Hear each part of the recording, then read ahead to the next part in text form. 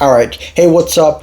Today I want to talk about quite a few things. I have them written down in a Google Docs. One of them goes by how them defaming China affects the rest of the Asian population in the US. That means you can't represent because people are representing Asian as Chinese. So this is particularly for you South Asians.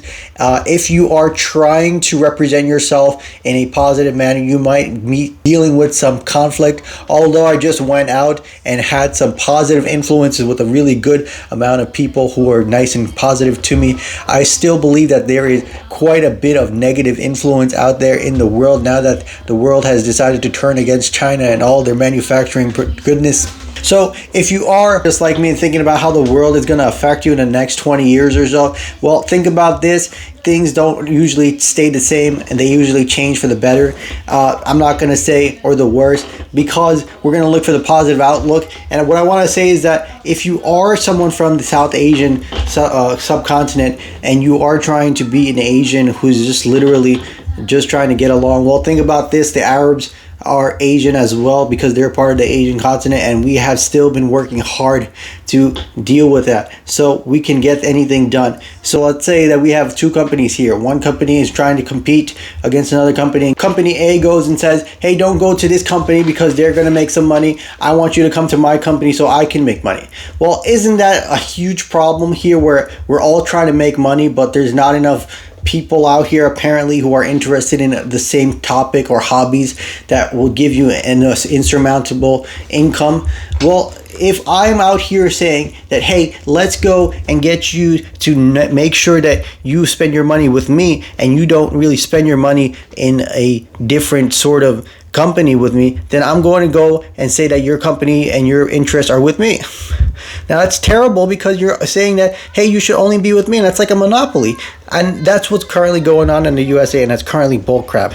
Here's another thing: steal intellectual property, then vote together and say it's me. So let's say there's a whole bunch of people who are walking down the street and they hear a great idea. They'll all say that, hey, this idea is great. Let's all vote together and say that we'll band together as a huge army and we'll destroy your competition if you say anything about me saying that it is my idea. Now, I touched upon three different things today.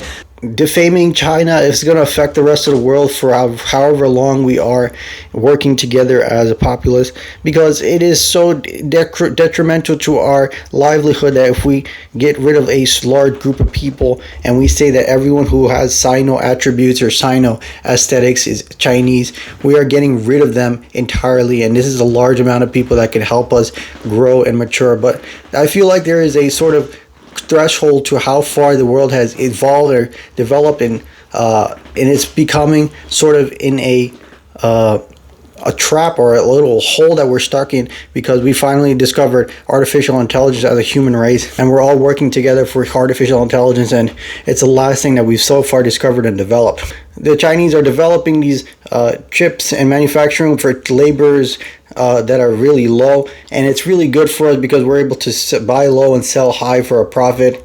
And competition is sort of ridiculous because everyone is competing to work in this democracy for money or anything else that they want. They want to buy expensive cars and things like that, but they need to get the money.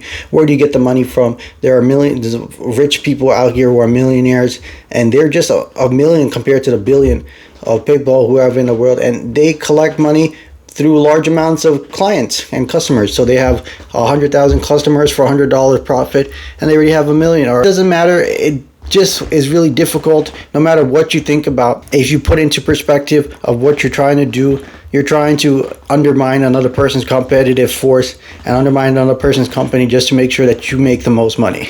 And that's what I don't like about it. And then when you hear a great idea, you want to get together with your friends or your partners and say that you will work together and say that it is your idea. And if you get in the way of someone else's property or someone's intellectual property, then you'll be the one to be facing a sort of army, I suppose, that you'll represent as your interests. And if it's not met, then you'll be going to war. That's like ridiculous. You have a great idea, why don't you keep it? But people are out here prying out through information looking for great ideas so they can be rich.